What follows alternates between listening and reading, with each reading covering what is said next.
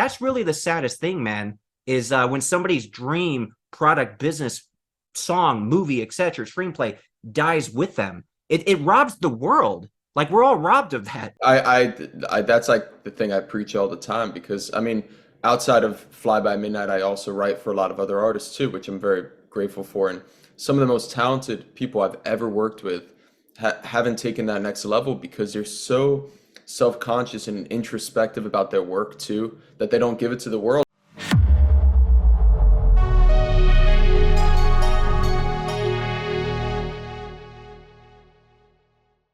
Hey guys, in this interview, this is part one with Justin Bryte, half of the music duo Fly By Midnight. Check them out. It's indie pop, good music. I like it quite a bit.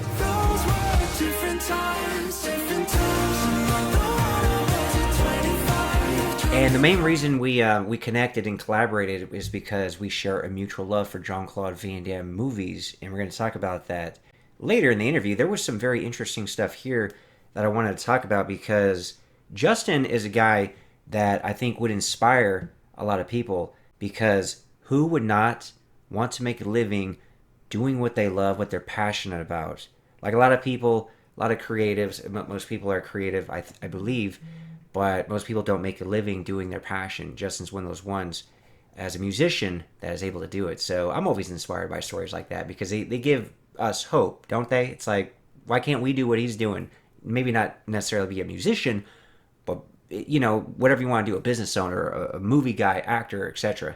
Anyway, this is a fun discussion. I wanted to share it with you guys before we get more into like what this channel is usually about, talking about action and martial art movies. Make sure to check out his music, by the way, which I'll link in the description below. You can check out his YouTube channel and his Instagram. I'm sure you can find his music on Spotify and all other places too, but at least start off with YouTube and Instagram. And here with this video, kind of get to know the guy, the man behind the artist. You're an artist, like a music artist. Yeah, And very, that's very primarily grateful. like you can make a living doing that, right? So far, I've been doing music. I'm a full-time songwriter, and I'm in a indie pop duo for full-time about 3 years now. But it took me 3 years before that, while Lyft driving, while waitering, while being on the grind and everything. And now, yeah, I'm very grateful to say that I do it full-time in Los Angeles, and yeah, I'm very happy to be able to do that. That's awesome, man, because that's a lot of dreams that people have just in general, the ability to do what they love and make a living, right? And a lot of artists like yourself, actors even, out there in LA, they'll do the lift, they'll do the waitressing, the bartending, etc., all those jobs just to make enough to scrape by. But basically, tell us how you got like involved in like the whole music scene, man. Was this like a dream when you were a kid, or did you just kind of like meet somebody and you found out you had a great voice or something, or what? Oh, I appreciate you even talking about that journey because it's definitely, yeah, I mean, everyone sort of has their origin story, right? And mine, yeah, I mean, I've always loved music. I was very grateful to be raised in a household that not only played some kick-ass action movies on the TV always, but did play, music like Hall and Oates and Elton John and Billy Joel and I mean, the list goes on. So I was very inspired by music growing up, and long story short, I posted one video on YouTube in high school that at the time I was working as a full-time pool boy outside of being in high school, and I Mhm. would maintenance pools, and I was not making a ton of money. And one video was monetized, and it did relatively well. And I remember I had this sort of, life two roads diverging moment where I sat down with my parents and I said, "Look, I just got a check from this YouTube video uh, that is making more than what I'm making as a pool maintenance guy." Mhm. So they were always super supportive, and from that point on, I really have always been such a fan of if I'm going to do something, I got to do it proper. Mhm. So I really pivoted towards taking vocal lessons for 10 years, really understanding the craft of songwriting, kind of expanding a bit more, getting more into artists like the Beatles, and like really understanding this process of there not being a process, I think. Interesting. And then I'm giving you the long version, sorry. Sure, that's fine. I'm But curious, man. I appreciate it. But then I met my duo partner, I think about 7 years ago, and I kind of felt like I've always been such a collaborative person, and I've always wanted to work with other people and not be on this journey alone, because it is Mhm. a lonely journey alone. Anything creative is quite it's a morale, struggle Mhm. always. And Yeah, sure. so for me, I kind of knew that I needed someone else in my corner besides a manager, but someone on the creative side. So I met my music partner Slavo in Staten Island, New York, which is Oh. where I'm born and raised, and he had moved there from Florida, and I kind of told him, I was like, hey, you're super talented. I think we should do this together, and we started the band called Fly By Midnight, and yeah, it was just a grind of trying to figure out how we could do this together for a living. And about 3 years ago, we got the opportunity, signed with a new team, and moved out to Los Angeles. And he took his wife out, Mhm.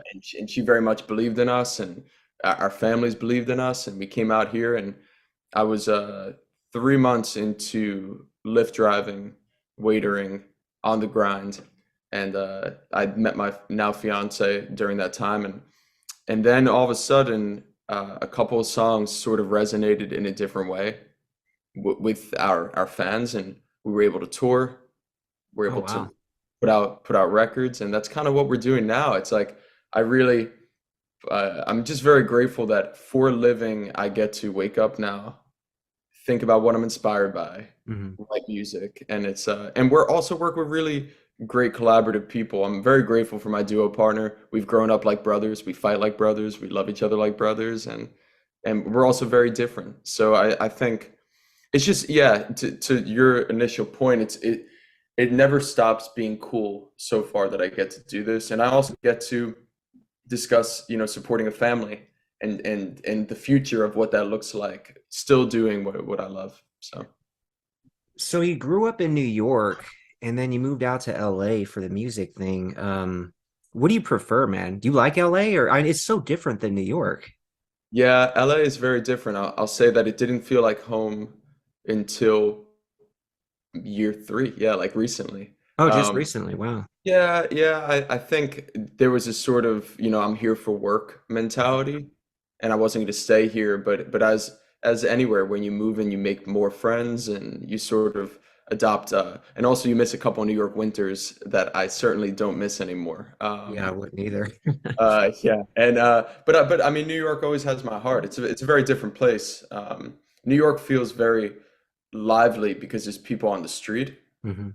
And I feel like in LA, you just see cars, so it doesn't really feel like people are there, even Yeah, though they're there's more disconnected. Even though you're around all those people, it does feel very disconnected because you're all in your little like bubble, which is a physical car, and they're all on their phones talking to somebody else probably across the world, But everyone's like physically close to each other, but they're like cordoned off, so to speak, which is interesting.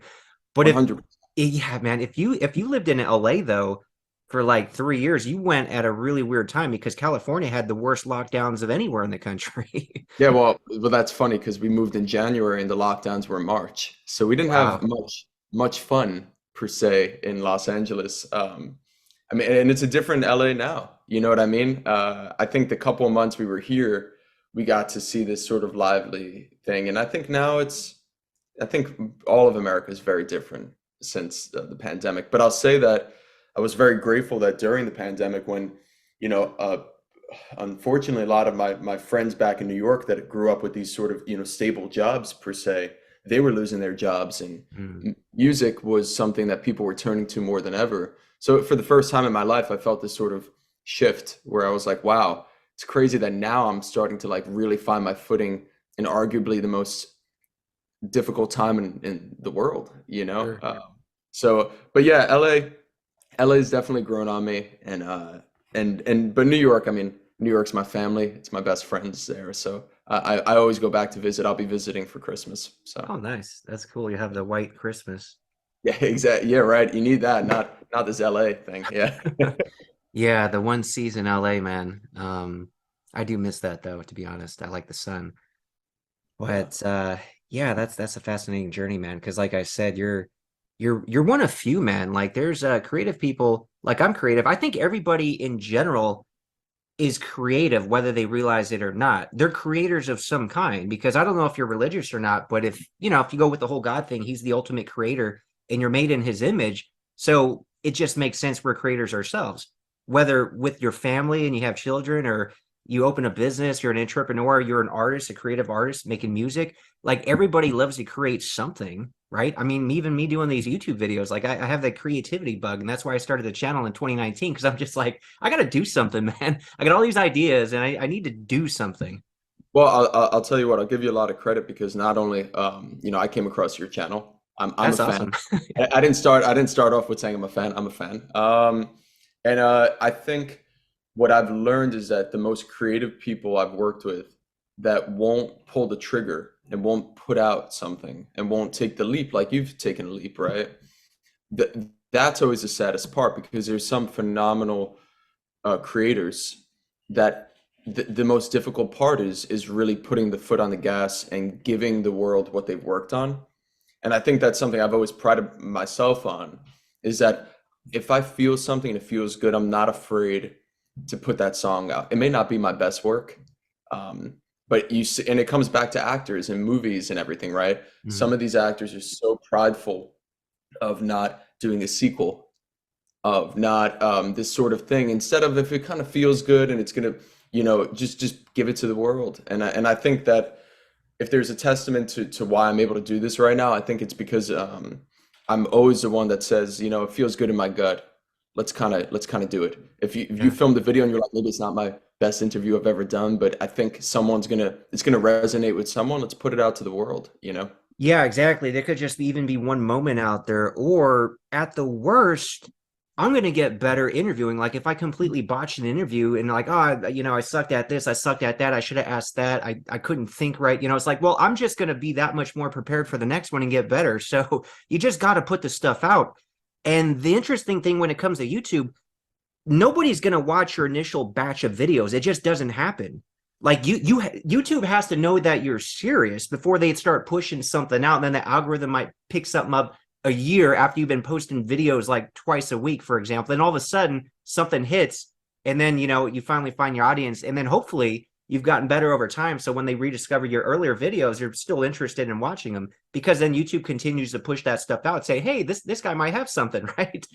Well, we've seen that in movies with this sort of cult classic, this sort of delayed fan base that comes Mm. around, even when it's a box office flop or something, right? Like that. But I mean, I see it firsthand with our music right now. We released a record in 2020 called Silver Crane, and it was something we were super proud of. And some songs resonated in the beginning, but there were certain disappointments that we were like, wow, this song felt like the one, and Mhm. it didn't. And now, right when we're promoting the new record, these songs are getting a brand new life, Oh and wow. people are finding it like it's a brand new song. And I think that really is. I think we're in a really cool, and I could talk your ear off about this for years, but I think we're in a golden age of media where like my fiance is an actress and she did two movies this past year. I spoke to you about that before, Mhm. and I mean, the movies could catch on whenever. You know what I mean? Like if a piece of media, you feel really good about it, and I think the life expectancy now is bigger than ever before. And for YouTube channels too, like you got to build a foundation. Very, very rarely these sort of one video viral moments, they don't have that longevity. And Mm. I think that's what you're building. You're like building a catalog in a way. I'm trying to, man. I'm just to cover like as many topics as I can from that era. And the cool thing about the channel is like I used to just research online, maybe some books, some old magazines, try to find out what I could and put out videos. And then all of a sudden it just evolved into like, wait a minute, I could actually start talking to these people and interviewing them and get it firsthand from the source. Like with Sheldon Lettich, for example, talking about the craziness with Cyborg and how they had to re-edit it and they got a different guy to do the Fender's voice and all that kind of stuff. Like I never do that stuff, but fascinating stuff. And just one more comment I want to make, circling back to what you said. It is it's sad in a lot of ways for people who never really put their foot on the gas and try, because one of my favorite speakers, Dr. Miles Monroe, he passed away unfortunately, I think like 10 years ago in a plane crash, but he talks about the most valuable like place on earth is literally like the graveyard, the cemetery, because think about all the amazing ideas, whether, music writers, songwriters, people who wanted to start a business, who had an amazing product in their head, but it never got out. They never manifested it into reality because they didn't put their foot on the gas. They just thought about it and questioned themselves and never really pushed forward. So that's really the saddest thing, man, is when somebody's dream product, business, song, movie, etc., screenplay dies with them. It robs the world. Like we're all robbed of that.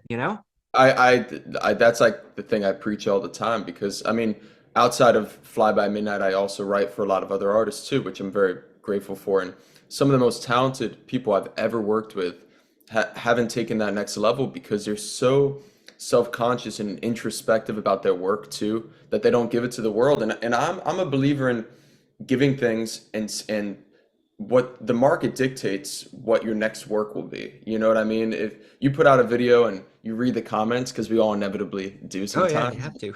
and, uh, and you're like, wow, that was really inspiring. I've been inspired by comments, and that's sort of changed the way I look at things. But I have friends, you just brought up like even entrepreneurship, right? I have friends back in New York that are firefighters with brilliant ideas that just do not have the confidence to put forget funds allocated, but just to put brain space towards something in fear that it won't work, and Mm. I think that graveyard quote is really interesting. And God will not allow you to dream what you cannot produce.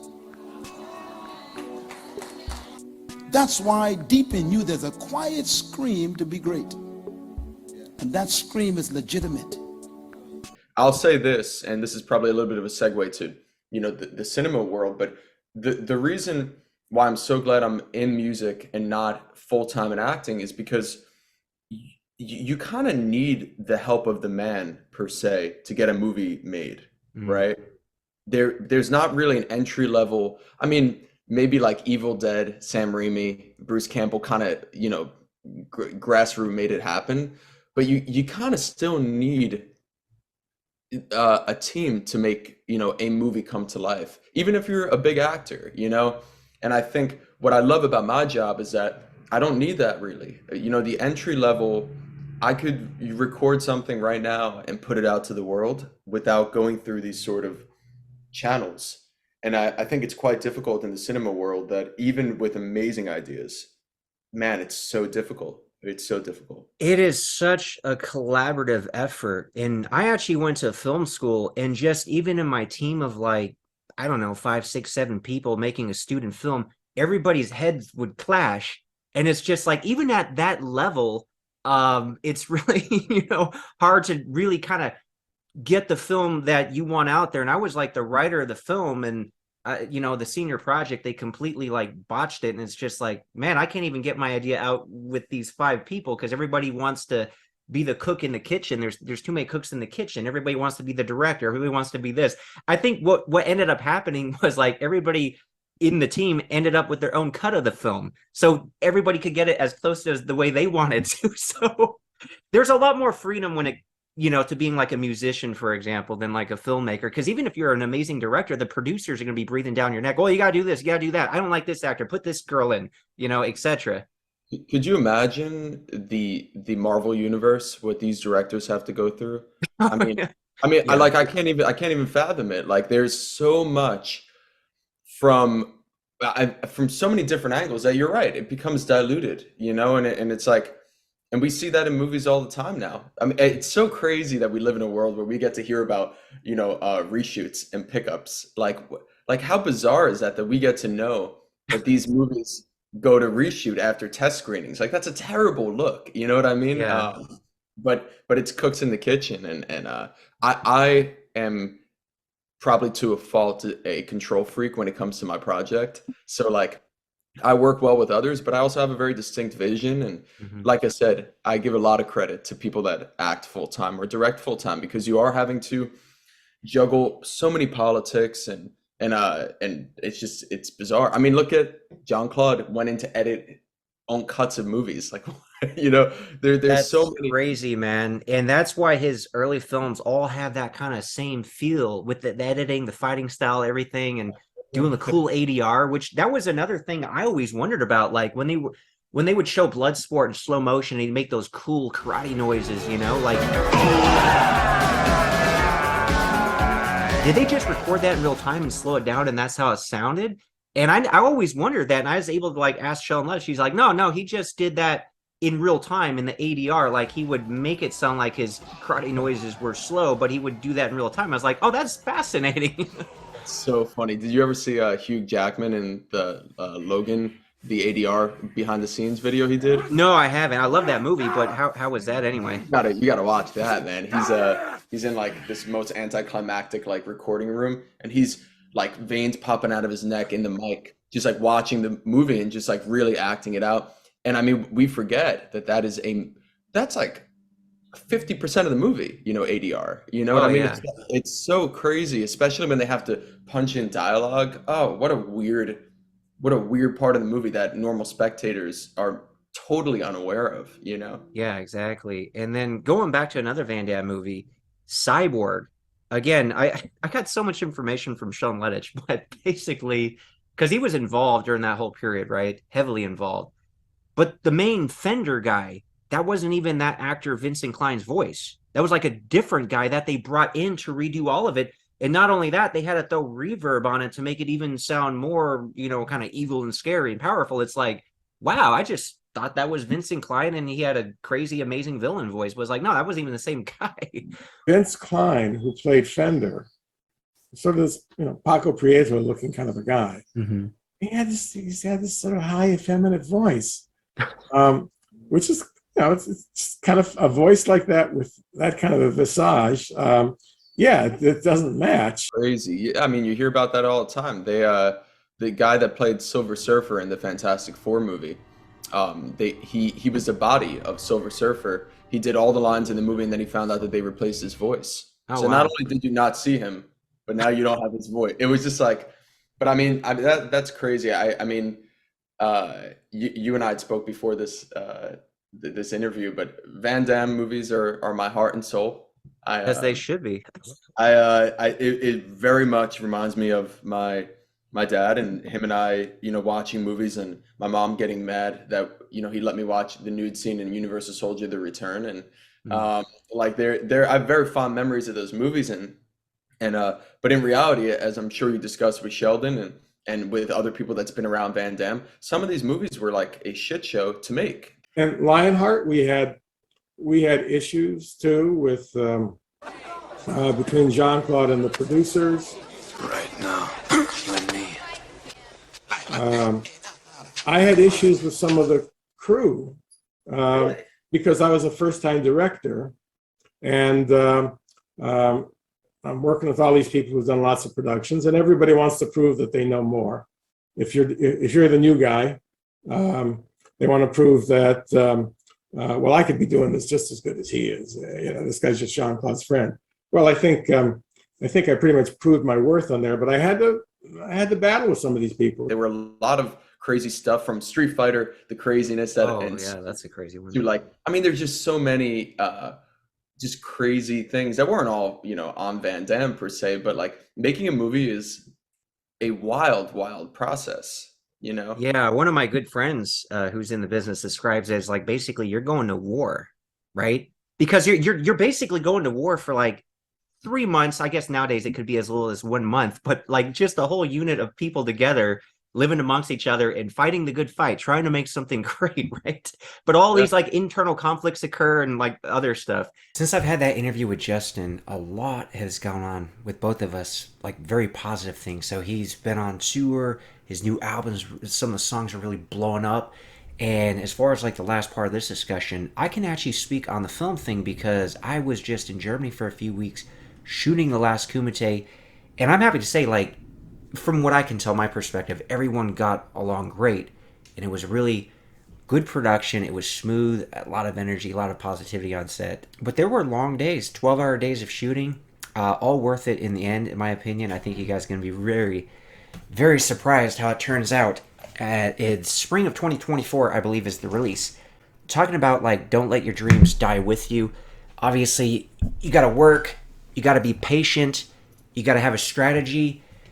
my story, which I'll share more in a future video, I've been planting seeds for years. I've been networking. I've been building relationships, and this movie thing is actually starting to work out. I just signed the contract for another film I'm going to be in. Obviously, my work on The Last Kumite was amazing.